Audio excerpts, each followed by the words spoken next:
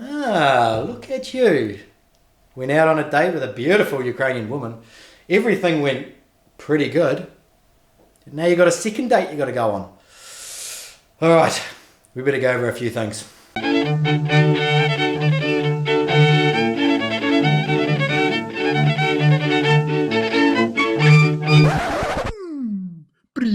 All right, so you made it to the second date. She didn't do anything stupid. She didn't chew with her mouth open. You didn't say anything stupid. You remembered to wear pants. You set up the second date and now you're going to go on it. Okay, so here's a few tips from somebody who has been on a relatively large amount of second dates. One thing to point out though, and I know that we get smitten by their beauty. We need to sort of try and, look a little bit deeper than that, okay? So what we're going to be doing on pretty much every date, and you're even doing it on the first date. If you haven't watched my video about the first date, go and watch that because some of that applies to this one as well. So I'm not going to go over everything in this video as well. One thing that you're doing is you are qualifying. And I know it sounds kind of harsh. It sounds kind of bad that you're qualifying this person to see whether or not they're good enough for you. But I'll let you in on a little secret. She's doing the exact same thing to you. And if you don't meet her criteria, well then you'll be gone. So you're both doing it, so don't feel bad about it. So remember to know what it is that you're looking for. What values and goals are you looking at? What qualities in a life partner? Because that's what we're doing here. We're looking for a life partner, right? We're not looking for a hookup. If we're looking for a hookup, then none of this applies. So what qualities are you looking for? If you're unsure about what to look for, then I would suggest reading a book called The Technical Guide to Woman. It will completely change the way that you are searching for a future life partner. All right, anyway, so the second date, what are you going to be doing? Are you going to be going out for a nice meal? Maybe, okay? But I'm a firm believer that you should try and create some emotion between you and this beautiful Ukrainian woman. And just think about this for a second. Maybe, let's just assume that she's been out with 5 or 6 other guys, Western guys, in the last couple of years, or maybe last year. Let's assume that they all just went out for dinner. Do you want to be another guy that's just taken her out for dinner? Or do you want to do something that's exciting, something that she can remember, that in a few years' time she can remember exactly what she did with you, when and where, and more importantly, you. That's what you've got to think about. So a good thing to do, and remember, the whole time we're on the date, we're qualifying, right? We're looking at everything. We're seeing how things are sort of progressing. We're seeing how she is doing any activities, how she is towards you, and how she is towards other people as well. So do something that's fun, that you're moving around. It can be so many different things. I mean, over in Ukraine, there are so many things to do. And I've done things from kayaking to bungee jumping to going to some weird haunted room and throwing paint at each other. But you don't have to do things as crazy as that. But one thing that is pretty cool that I think that most people would enjoy, and it gets you to really sort of see how she is to go and do some sort of like cooking class or making sweets or candy or baking class or something like that, or traditional cooking class for Ukrainian food. Because there's one thing that all Ukrainian women seem to be able to do, and that is to cook. And they're very happy to tell you how they know how to cook all of these different Ukrainian dishes. So you better see her in her element, and it'll be doing something that she enjoys as well. It's not too crazy if you don't want to do anything too crazy, but you'll better see how she is. How is she when she's making something? How is she when you ask her for some advice on how she's doing that? Because she's good at doing that. That's her thing. How is she when she comes back over and she's helping you do something, or you're helping her? You can see how you're interacting together. Going out for dinner that is good. I'm not saying don't do that. And it is something that you can do after the second date. But I'll say it again. You're qualifying, remember? You're looking at everything. I'll tell you a really quick story of a guy that went out on, it's a true story of a guy that went out on a date. He went out about 3 or 4 or 5 times. And she was beautiful. Like, she was like classic beautiful. And everything seemed to be going well. And he took her to an escape room. And I don't know if he had this in his mind to try and see how she would be in this escape room. Escape room is like where you got to pick the locks and you got to figure out the code and then you can get out of the room. She went in there, and this beautiful Ukrainian woman couldn't work out the most simplest of puzzles. She got frustrated and she couldn't put a key in a lock, and she threw it on the ground, and then she yelled at him and said that this was a stupid idea. From that, he knew what his future life would be like. I'm not saying it would be like that, but he got a bit of an insight into what it's like if there's something that's difficult in life. I mean, if she's losing her shit over like a lock, what's she going to be like when a real problem arises. So, I mean, that's kind of an extreme example, but you sort of get what I mean when I say that you're qualifying. You're looking for these small little warning signs or little signals that either say that she is going to be somebody that's going to be good for you or somebody that most certainly is not. So no matter what you're doing on the date, you're organizing it. You're going to set everything up so that it is perfect. You don't want to be turning up at a restaurant and they don't know who you are or they don't know where to sit you or something like that. You want to just breeze through this date looking like you're the man. She will analyze every little single thing about you, how you are with her, what you talk about, how you're presented, how you conduct yourself, and how assertive you actually are. It is so important. And I said it in my first video that you not even that you come across, that you are assertive, that you get shit done, okay? Because the men that she has grown up with in her life, whether they were boyfriends, brothers, fathers, friends, that culture is very assertive. That is what she's looking for. So I've said it before, don't be a pussy, don't be hesitant, be assertive. Okay, so that's what you're doing for the first date. You're going out and you're doing something fun, and then you're gonna go to a restaurant afterwards. That to me is the perfect second date. But Striker, I hear you saying, what about like flowers and things like that? Okay, so flowers. Everybody wants to know about the flowers. So the flowers, I talked about it in the first video. Flowers are not a deal breaker on the first date. I also believe, depending on the second date, they're also not a deal breaker. If you are going just to a restaurant, yes, bring flowers. But be mindful of this, right? She's going to get these flowers and she's going to be quite courteous about it. She's going to be thinking, oh my God, these flowers are going to die. I need to put them in some water really fast. I need to carry them around. I need to make it look like I really like them and don't want them to die. So just be mindful of flowers. So I'm just going to go back to this in a second. But if you really want to do something and it's easy and it's cheap, because I know a lot of guys get upset about how much buying a gift costs. And I myself don't believe in buying expensive gifts at all. Well, not at all. I mean, maybe later on when you're in a proper relationship. But at the start, no expensive gifts, no iPhones, no computers, no $1,000 shoes or anything like that. If she's asking for that stuff, that's a huge red flag. So we're not even going to go there in this video. But just it's only small gifts. What you want to do before you leave your country back home, you want to pick up some things. And the things that you want to pick up are along the lines of this. Candies that are related to your country or to your town or your state or something like that. Or some souvenirs that the same thing that relates to where you live. I'll give you an example. In New Zealand, we have this mascot and it's a flightless blind bird that's about this big. That's our mascot. It's not very exciting at all, but people seem to think it's a nice bird.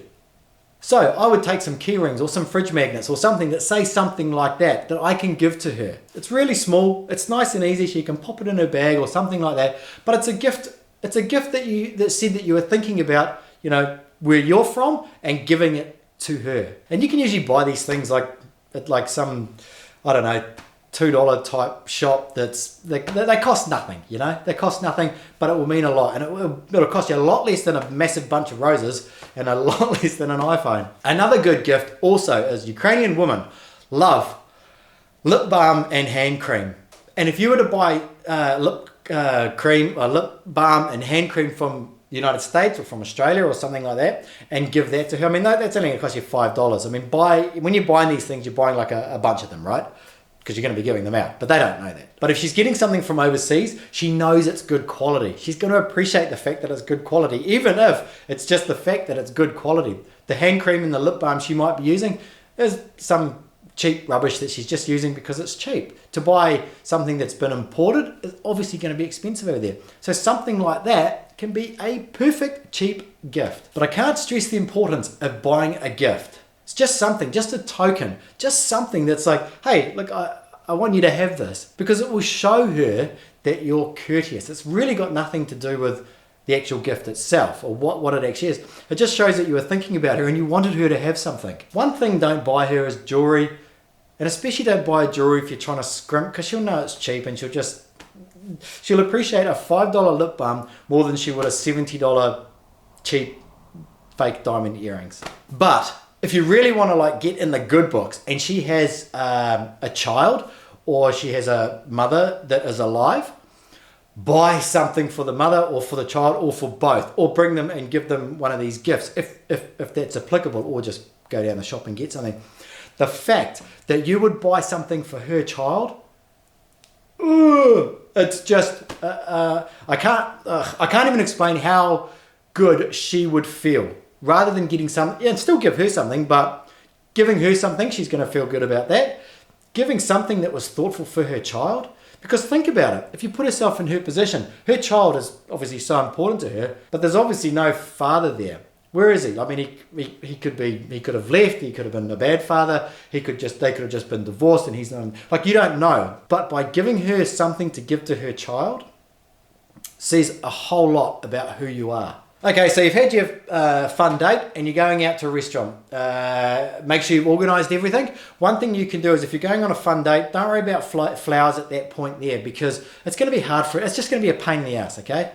What you want to do is, at the restaurant, you want to have flowers delivered to the restaurant, and they can either give them to her when you get to the restaurant, because you've got all this organised, because you're the man, or they can be on the table or something like that with a nice little card or something like that. If you do this for her, she's going to feel so special, and there might be a chance that no one's done this whole day for her before. So it's going to give you so many brownie points, okay? I just want to throw in here that, you're not dating in the West, okay? Doing this stuff in the West, it'd be completely fucking lost. It'll be done. It'll be a complete waste of time, and at the end of the day, you'd be like, what was the point of doing all of that? And you wouldn't even do it, because it would almost be absurd. It would almost be ridiculous. But over there, it's different. You have to trust me on this. It is different. You have to do different things in order to stand out and also to win her over. There's traditional women, remember? We went over this in the first video. They are traditional. You are a traditional man. You got to do traditional stuff. So when you get to the restaurant, same rules apply. You are assertive. You pull out her chair. You help her out. You do everything you got to do. You open the door, take off her jacket. All of the same things that I talked about in the first video. You're going to be doing that, okay? So those rules apply. Now, if you're anything like me, when I first started doing this, I didn't know anything about dating women, okay? I feel as though there should be some sad music playing. I didn't know anything about dating women. I'd never really been on dates. I'd just been in these long relationships. And the thought of actually sitting at a restaurant with someone that I didn't really know and having a conversation that wouldn't be really awkward, like, it scared me so much. I can't even explain to you. Now it's different because I've been on so many dates that it really doesn't bother me, and I enjoy going on dates, even if I'm going on dates with a woman that I don't really even want to pursue anything with, just because it's fun. But when I first started, I was so scared that the conversation would run out. Now, not every guy is going to be like this. Maybe it's unique to me because of these long relationships that I'd had since I was in my early 20s. So I did a bit of research after, I think, my first trip, and how you can have a conversation that's not too meaningless. And I'm going to put a link in the description below. If you are a little bit like me, then watch it. Even if you're not, it might be helpful anyway. But it's basically, there's an acronym which is F.O.R.D, and it stands for family, occupation, recreation, and dreams. And these are 4 things that you can use to keep a conversation with anyone, not just with a date, but with anyone in life in general. And it's helped me a lot. So that's why I'm saying it. Maybe it's going to help some guys out there, maybe not, whatever, but definitely take a look. Now, I did do a video a little while ago. I'll link that as well. And basically it was like ways that you can make her feel closer to you.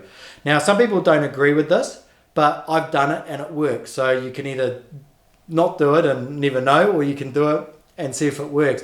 But it was basically the questions to try and get to know someone. So it's questions to fall in love. I'm going to put a link below. I'm not going to talk about it in here, but it does work. You do learn a lot about this person. If you can be a little bit sneaky about kind of throwing it into the conversation, you can learn a lot. And for me, I thought it was great. And you learn a lot in a very short period of time. When it comes to conversation, there's a couple of things that don't talk about, okay? Just do not talk about it. It's just too risky.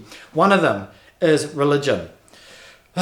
Some girls over there are very religious, and some of them are not. And some of them kind of are, but it doesn't make any sense because they're kind of not.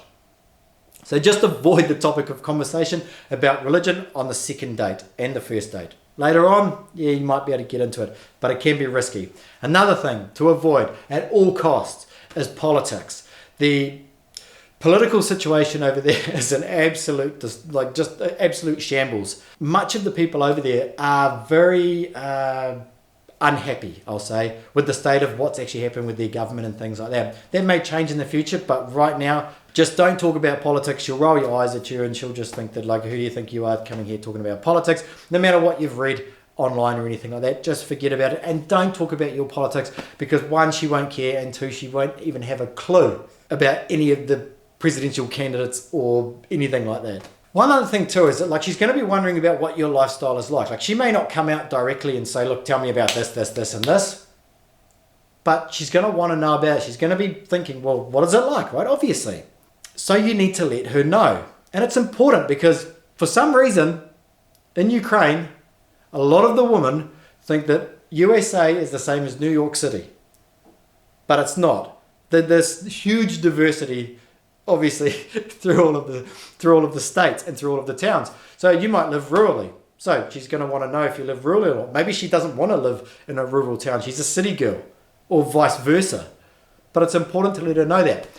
So I'm going to give you a little tip. You're going to want to show her some photos. So what you want to do before you go on the date or before you go over there, make a folder with photos in it that you want to show her. Do not sit there going, hang on, I've got a photo, I think I took it 2 years ago of like my house. Put them all in a folder, okay?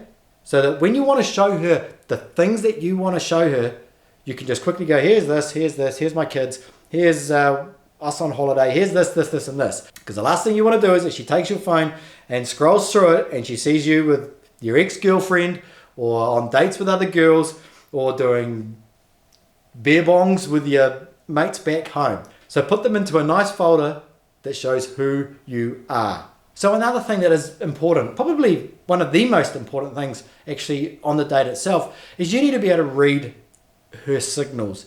Is she interested in you? Is she completely not interested in you? You need to be able to read the signals. I'm not going to go over the what you need to be looking for in this because the video would be so long, but I'm going to put some links in the description before of videos that I think are pretty good. Being able to read somebody's body language it's like almost like having a form of psychic power. A few years ago, I got really interested in trying to figure out lie deception. And that led me into body language as well. And so I almost became obsessed by trying to read people's body language, facial expressions, and how they interact with other people. Once you can read even the most basic body language, you can pick up some things really, really easily. Some guys I've seen, like with dates that they're on, and I can look at them and go, there's nothing there. There's absolutely nothing there at all. I've even had guys like send me photos of them in a date, and I've just looked at it and gone, there's no way that she's in. 9 times out of 10, I'm right. You can pick up so much from the way that somebody is standing when they are with someone. So if you can, at the end of the evening, try and get someone to take a photo of you two together. Your body language will say that you're very open to her, that you trust her, that you have something where you feel comfortable with her. Have a look at her one and learn some signs and look at her language. Have a look where her hands are. Have a look which way her shoulders are facing, which way her feet are facing. Just have a look at these basic signs. And it'll give you a bit of an indication as well. But I don't want you guys to look at it too much and write it off if it's not there. Because there can be reasons why she is a little bit closed. One is that she may be unsure about you. Maybe she doesn't think that you're serious. Maybe she's unsure if she likes you. Maybe she's nervous. Maybe she had a bad day at work and she's thinking about something. Maybe something's happened to her child is sick or something like that. But don't look too much into it. But just to learn these things, going forward, even after this date, you can pick up on these things. There are some guys out there that are they're so clueless to it. Like they're kissing, they're trying to kiss her and she's turning away. Even just something as obvious as that. Guys just don't understand. They just don't get it. I'm not saying that on the second date there should be passion and love and all these things, but there should be an openness from her in some way or another. If she just is shut down, you need to make a decision whether or not you want to try and win her over. You can do it if you want. It's entirely up to you. I'm not saying don't do it. But at least if you have that information, you can try and make a decision that's in your best interests. So that's it. I've tried to keep this video as short as possible. I mean, I could go on and tell you a whole bunch of stories and a whole bunch of other stuff as well. But I really just wanted to give you guys some information that you can use for the second date. Just something based on somebody that has been on a lot of second dates. And I've done everything, man. Like I've done the most craziest stuff and I've done the most boringest stuff. And I can tell you right now, the stuff that's been exciting and different and has created some emotion, those are the ones that have always gone well. And those are always the ones. And I tell you what, even though some of the dates weren't pursued romantically, I still became very good friends with most of these ladies. And I believe it's because the association that they have with me is that of fun, that I'm a fun person to go out with and do something fun with, as opposed to someone to sit in a restaurant and, you know, hey, tell me a little bit about your life type of a person. Hopefully that helps some guys anyway, and gives you some ideas what to do for a second date for those guys that are just absolutely clueless like I was. So if you didn't already know, my channel is about my journey to another country to see if it is possible to find love in a country other than my own. I got tired of the Western ways, we'll just leave it at that. And if that's something you're interested in or even considering doing yourself, please subscribe to my channel, because I teach you guys as much as I can from me learning it the hard way. So please subscribe and click that bell button, and I'll see you guys next time.